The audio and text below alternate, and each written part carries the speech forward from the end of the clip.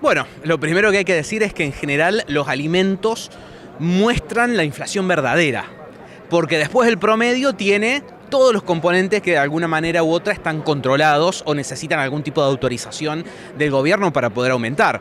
Servicios públicos, prepagas, combustibles que de alguna manera terminaron congelados. Entonces, la verdad es que alimentos, ropa y calzados y otros rubros son la inflación de verdad. Después, el promedio está un poco anclado en todo eso que de alguna manera suele estar controlado, congelado de alguna manera, pero que cabe aclarar que no es que no suben, sino que tarde o temprano van a generar más inflación, o sea, se posterga ese efecto simplemente. Esa es la primera cuestión.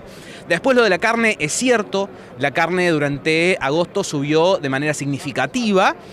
La única aclaración que uno puede terminar haciendo es que, bueno, está bien, subió después de un año de estar totalmente planchada y de haber ayudado a que la inflación se mantuviera más baja de lo que debería haber sido, porque justamente estuvo planchada y se atrasó mucho respecto a la inflación. Pero bueno, es cierto que fue el componente que más subió, que más incidió en alimentos y alimentos que más incidió en la suba de precios.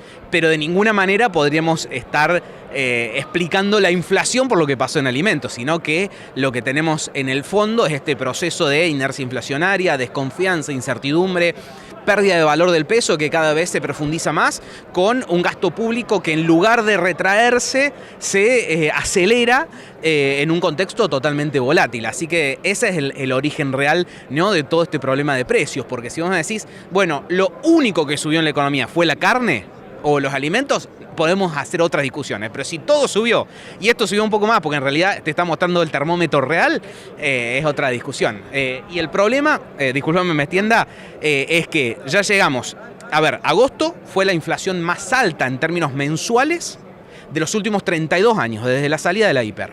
Y estamos con la inflación interanual también más alta desde la salida de la hiper.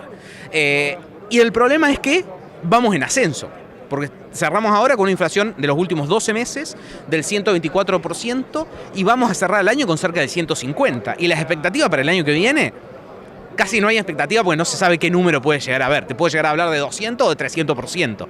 Entonces el problema es ese, que el escenario hacia adelante resulta aún más complejo de lo que estamos viendo hoy.